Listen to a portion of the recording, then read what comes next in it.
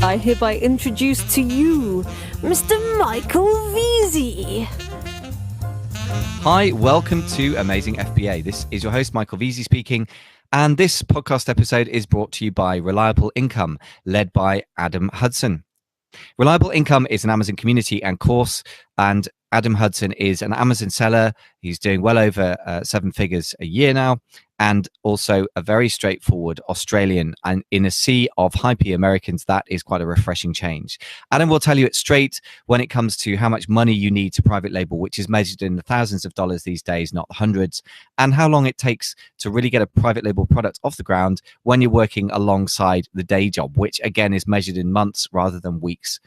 Now, alongside that, Adam, however, is a very, very positive guy, and he has a lot to offer in terms of getting a really great positioning on Amazon for your products. So high quality products selling at a really good price and keeping the competition at bay, which it's never been a smarter time to adopt that strategy than in 2018, when Me Too or Cheap are just going to be trashed by the Amazon crowd or have their price disappear into the floor overnight. So I really, really think his approach is sustainable. Hence, I think that Reliable Income is a very good word for his type of training. If you want to find out more about Adam, as I said, amazingfba.com/Adam. If you want to find out more about his training and or take the 4-part video training course, which is free, go to amazingfba.com/reliable, RELIABLE. Just for more transparency, I am an affiliate of that, so that will buy more than a coffee, as is the traditional affiliate sales. But what it will do is help cover some of the costs of running the podcast, which hopefully benefits you. Some of the software that I have to use to keep in touch with the guests, and my beloved and long-suffering editor, Daniel, who is worth his weight in gold, but I have got to pay him because even editors have to eat as well. So I've got to pay for blogging, podcast hosting, the rest of it. So that helps to cover some of my costs there. And I hope you'll check that out. Now on with the show. Hey there, and welcome back to Amazing FBA. A bit of an experiment today. I'm going to do my podcast standing up. Nearly was sitting down. I want to get more energy going. Part of my New Year's resolution to get this podcast better and bigger. Part of that comes from reviewing the past. If you don't review the past, you're condemned to, repeat your mistakes. But also, New Year's resolutions, making things new that are different is one thing, but actually working with what you got going and making it better is a much more powerful way to get traction. So that's what I'm aiming to do here. Let me know what your thoughts are about the new. Let's face it, you probably don't think anything about it. You're just listening to me. You can't even see that I'm standing up if you're listening to the podcast. But if you are and you can notice a difference, give me a bit of feedback, guys. I'm sweating here. This is episode 230 something that I'm working hard to produce for you. It's absolutely free, always will be. So give me a bit of feedback, give me a bit of joy, and I will continue to produce this stuff for you. It's a lot of work and it's money as well. I've got to pay my editor, I've got to pay for hosting, etc. So if you want to give me any feedback or any, things that could be better, or things that you want me to explore, or guests you want me to get on, get yourself over to the Facebook group, amazingfba.com/FB, as in face, B as in book. Right, today I'm going to go over 10 lessons in business from Jeff Bezos, who I got these really from analyzing an interview that he gave in 2017 at an internet conference. Fantastic content. Really, really powerful stuff. There are lots of interviews with Jeff Bezos where he just talks to the mainstream media and says rather predictable things. This was to a bunch of internet entrepreneurs, or internet people, if you like, and they got it. So they asked some really good questions, and he got amazing stuff to share. So I'm going to ask them as a series of 10 questions. So I want you to apply this to your business, whether it's an Amazon business or even if it's not, and any other kind of business as well. Although obviously, if we are selling on Amazon, which this whole thrust of this podcast and the blog and my coaching and masterminds, everything we do here is about that, then the more you align your business values with Amazon's business values, guess what? You're in alignment with them. And, who knows what Amazon's going to change next coming down the pipe. But if you're in alignment with their values, basically, you're going to be on the right track. So question number 1 then. Identifying a fast-growing market. Where is there a fast-growing market, or rather specifically a fast-growing business channel or marketing channel? That's exactly what Jeff Bezos did. He had not only a job, not only a stable job, but a prestigious, high-paying, cool job in a Wall Street firm when he left to found Amazon.com. And the reason he did that is because he saw a growth curve like that, thousands of a percent, or at least a couple of 1,000% per year in the internet. It was really, really early days, 1994. I believe. And so that was definitely a big leap in the dark, but he was excited by the growth potential. So where is that market? To some extent, the answer is probably Amazon, because online retail is growing about 20% per year. It's not as mad as the internet growth was back in the day, but it's still growing a lot. And Amazon is the big leader in that. So that's growing year on year on year as well. So that is potentially your answer. But the answer could be much bigger than that. It could be that within the Amazon space, you're going to go, right, I'm going to sell golf products because they're going nuts right now, or everyone's selling vitamin C serum or whatever it is. The second question number 2, what product fits in that marketplace?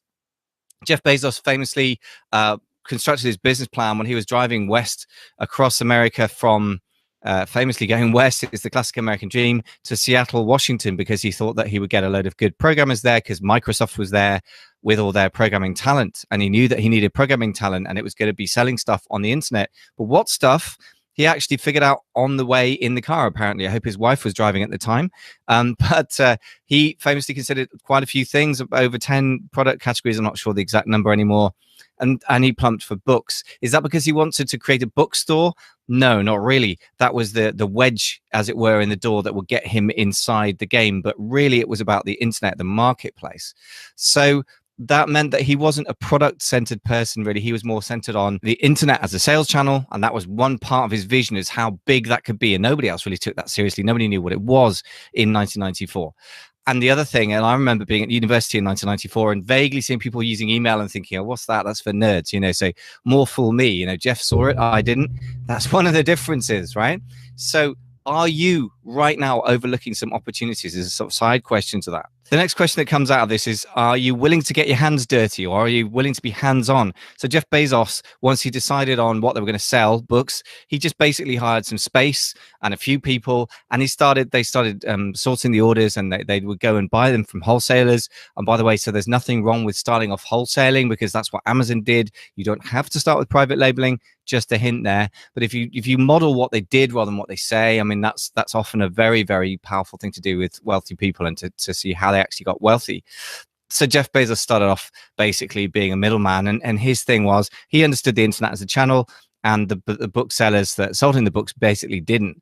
And he was willing to do the hard work to construct that business. Now, he was willing to also get his hands dirty, and he started off driving packages to the post office each day, and also went on rounds of funding. There was no big mega funding up front. It took off, and then he went round and got funding from people, and he just took about 60 meetings with people and got about 20 people to say yes, and that's when he raised his first million. Even that was in $50,000 chunks from 20 different people. So it scaled up organically. Money was brought in, but money was brought in once the thing was working. So that's another hint there as well.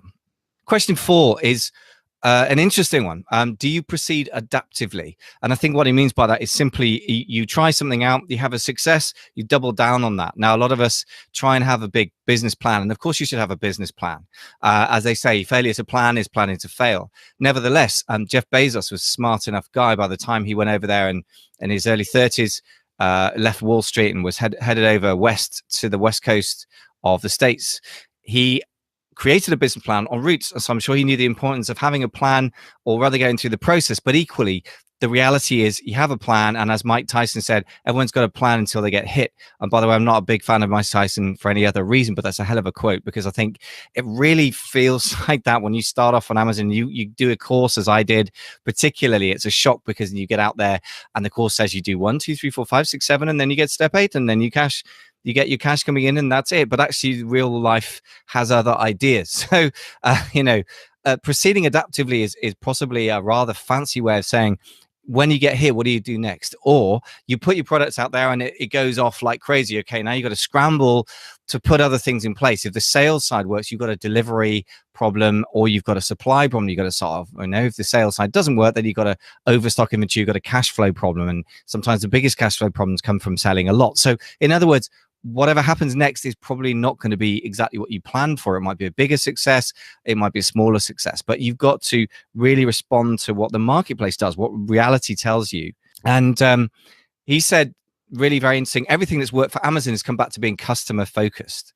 And that includes very, very broad suite of products now, which includes AWS, which is Amazon Web Services, Amazon Studios, and of course, still the core consumer business that everyone knows, Amazon.com. In other words, selling physical goods. But the point is that Jeff couldn't have foreseen all of those developments, but he's proceeded over time, tried stuff out, and which is another important point.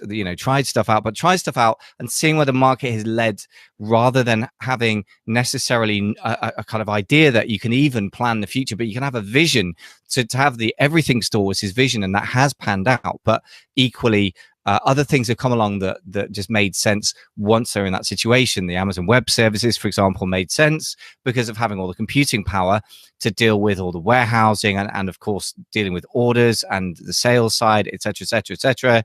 They had a ton of servers and some spare time to offer people, and that's where the Amazon Web Services grew out of. But in a way, he kind of couldn't have got that idea or even made it very real without already being there, because of doing something completely different, if that makes sense. And another famous phrase is, you can't steer a parked car. And that's so true physically. Like, if your car is pointing the wrong way down a street, as long as it's a two-way street and you want it to go the other way, you absolutely have to get in it, start it up, get it moving, and then you can steer it around and go the opposite direction. And my experience of business is no different. You kind of can't react to the marketplace until you're in it in some form. So that is why I would say to anybody that is hesitating and getting stuck in research, sooner or later, you need to do a bit more like Jeff did, which is he took 2 weeks to put a business plan together in a car, going east to west, or even a week, whatever it was.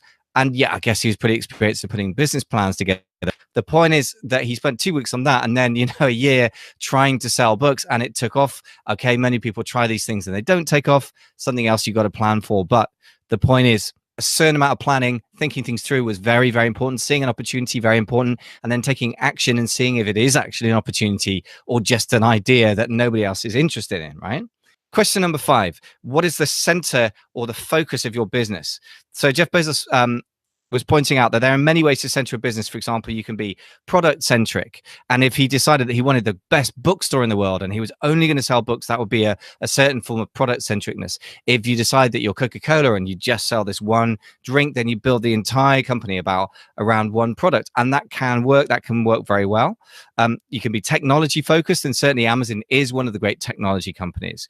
You can be business model focused. I guess franchises, for example, work that way, that you have a business model, you have a way of doing things. It's a standard operating procedure, and that's what makes it grow. I mean, McDonald's don't have the best hamburgers in the world, probably, but they have an incredibly powerful franchising business model that is reproducible again and again, and so it has been. So that's one way of centering your business, and there's competitor focus as well.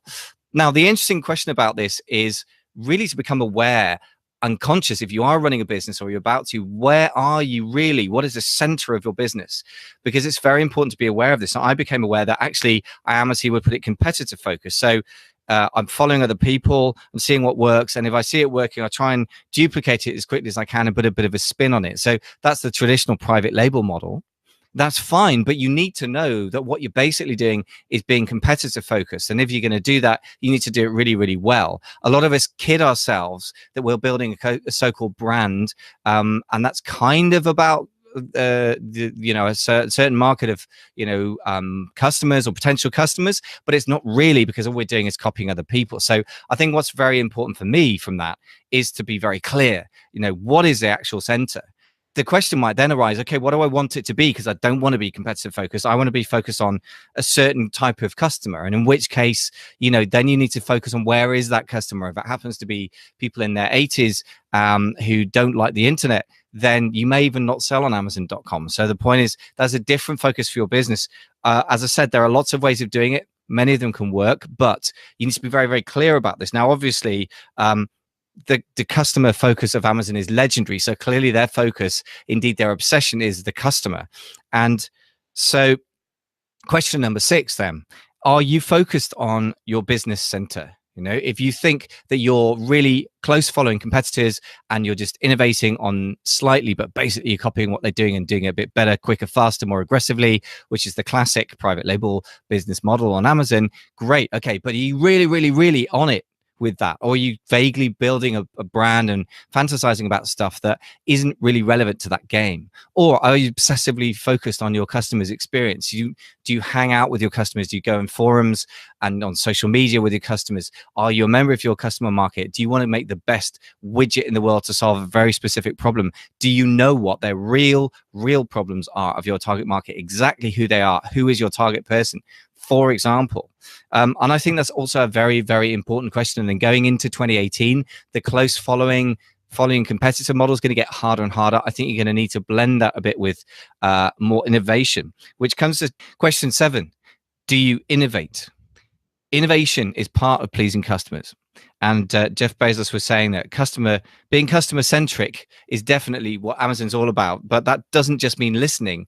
It means creating stuff, because customers are always dissatisfied, even when they don't know it. And famously, Amazon has bred a lot of very high maintenance customers that we all experience as third-party sellers.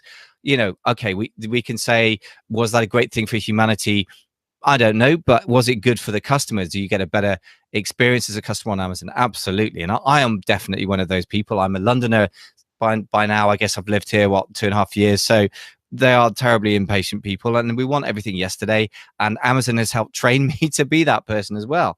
So yeah, we've got to be aware of what the customers want. We've got to try new stuff out, because sometimes it will work and sometimes it won't. And sometimes the customers want it and sometimes they don't. But when they do want it and you've given it to them, you develop a certain loyalty. Of course, then you have to stay ahead of the game, right? Innovation, by the way, means experimentation. So that's only an experiment if it can fail. Another piece of wisdom from Jeff Bezos. Very, very important that we learn that we can fail. So we talked about failure.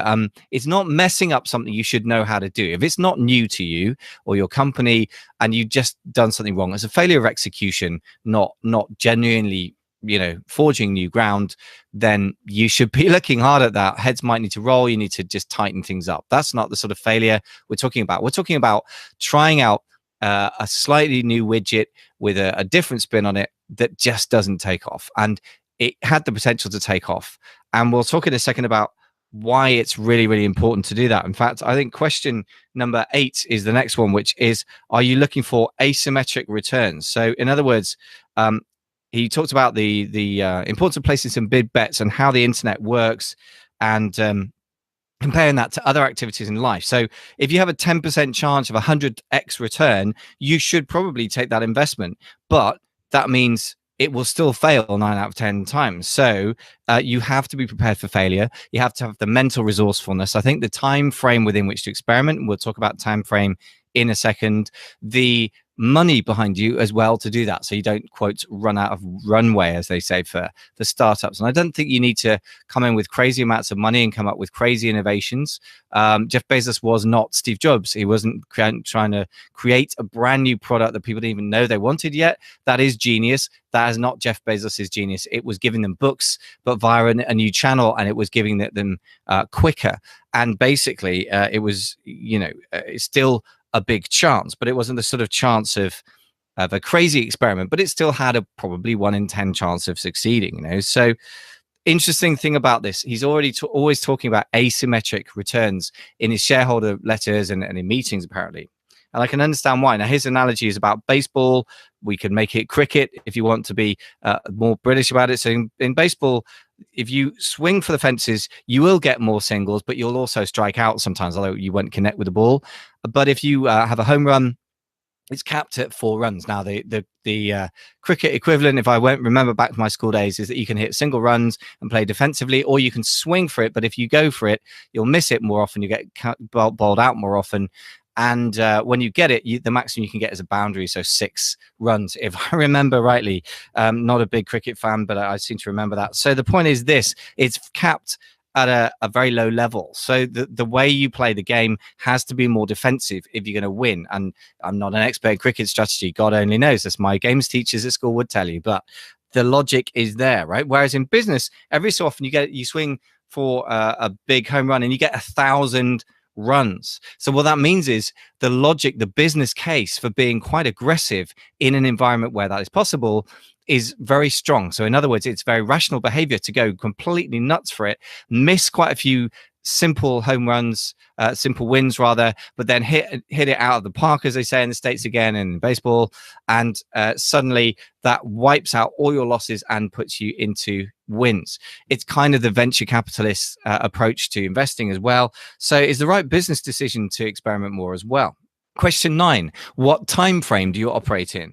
So the time frame you think in has a really profound effect. Jeff Bezos says, well, most public companies, most businesses think in 2 or 3 year time frames. Now, let's just get started with reality here. The first thing you're going to do if you ever sell on Amazon is to be aware of every minute when you make a sale. You'll be with your phone glued to it when it goes ping, ping, ping. I've got it set up to make a ka-ching noise. And when you make your sales, that is going to be your obsession. And if you get 10 sales a day of one product that you've got up, and then 5 sales, and then 6, and then it drops to 1, you'll be messing around with PPC, and you'll be changing the price and stuff. I guarantee that you will have the temptation anyway. So to get from 1 day focus to even a week focus is actually a development, and I think that's a stage we will have to go through unless you've got stronger discipline than most people that I've worked with or myself. The next thing to do is to start looking into 3 to 6 month chunks. And when you're first starting out, I don't think you have to have long-term massive plans, but you have to have a long-term vision and then be flexible on how you actually get that to happen. But I think the first thing is to stop thinking in terms of days, move to weeks, from weeks to months, and then to a year. And if you're actually looking ahead to what you're going to sell next Q4. So for me, it's now January 2018. When this airs, it's probably going to be about March. That's still enough time to me plan and start executing on what I can get in for Q4, in other words, for Christmas 2018. But that's probably only just early enough. The serious sellers that I know who are doing bigger numbers than I do, quite often planning in the middle of the year or even now for the Q4 of next year. In other words, they're sort of 18 months out. And I don't know from previous activities that I've organized, when I was organizing whole choirs and orchestra concerts, whatever, with a lot of moving parts, that 18 months was a good planning window, and 24 months if it was a really complex kind of joint venture with somebody else. So that's a start. But that is not enough for Jeff, of course, because he says that really he tries to think in 5 to 7 year chunks. And he says, by the way, it's not natural. It's a discipline. Get rich slowly is never a big seller on the internet. And it's true that Amazon has taken an unbelievably long-term view, and it's been the darling of the stock market really since the 1999 crash in over those overvalued tech companies and overvalued the internet boom. If you're old enough to remember that, I know some people listening and watching won't be particularly, but Amazon got hammered along with that. But since then, really, it's been on an upward trend over time pretty well. And really, that's despite the fact that they've had very, very small amounts of profit. And that's because everyone's bought into Amazon's vision and Jeff Bezos's vision, which is just really about really, really, really, really, really gaining market share of a growing market, which comes back to Richard Koch's the star principle, which is just unusually, again, why I'm talking about Jeff Bezos' principles, because he's made himself very, very rich by implementing this. In fact, the world's richest person. But Richard Koch is worth about $250 million. So not to be sneezed at, from implementing his own star principle, which is number one, be the number one in a growing niche and make sure that the niche is growing at least 10% a year. And Amazon has been both. So what I'm saying is that the long-term thinking has meant that he's been so focused on market share and not profit taking. I really think for most Amazon sellers, that is the big shift in mentality that most people need to get. Most people think in terms of replacing their day job. That's about an income stream. That means your personal income. That's not even about business profit, never mind about gaining market share. Now, the trouble with that is other people who are focused on gaining market share can afford to outspend you, outweight you, and you lose to them. So I really think it's much smarter to go in with a more ambitious play. And that's what I'm going to try and do this year. I don't have huge capital resources to play with, but I will be either go big or go home. I think is got to be the motto for this year, and also try and stick at it for longer, and then you get the really big payoff. As Jeff Bezos said, it changes your planning, it changes your use of time, it changes your energy, and it changes your ability to look around corners, i.e. you can outweight the competition because you're willing to see that in 5 years' time, there's going to be a change in the market. There's going to be a sea change based on economics or demographics. Demographics being, for example, more and more people getting old and needing healthcare, or pension problems, and economics being, say, for example, the rise of China. It's going to get more expensive, so you might source from Vietnam. These are just off the top of my head, but you can immediately see that there are some trends which are very hard to time over the next 6 to 12 to 18 months, but which are kind of obvious if you put the time frame long enough.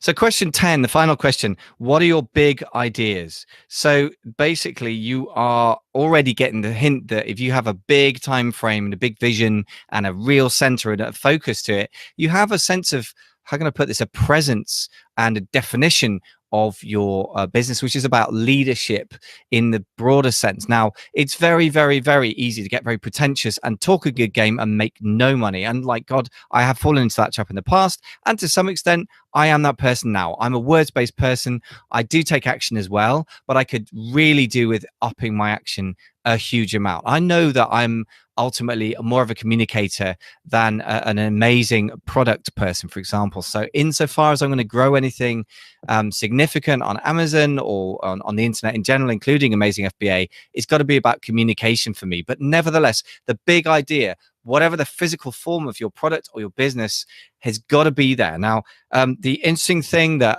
Jeff Bezos says, look, your big ideas, you're only going to have 2 or 3. If there are lots of them, they're not really big because they're not big enough to shove other things out. And he says, look, they're normally really, really obvious. And the thing is, the trick is not spotting them because they're obvious. They're really obvious. The trick is to be disciplined about, number 1, select just 2 or 3.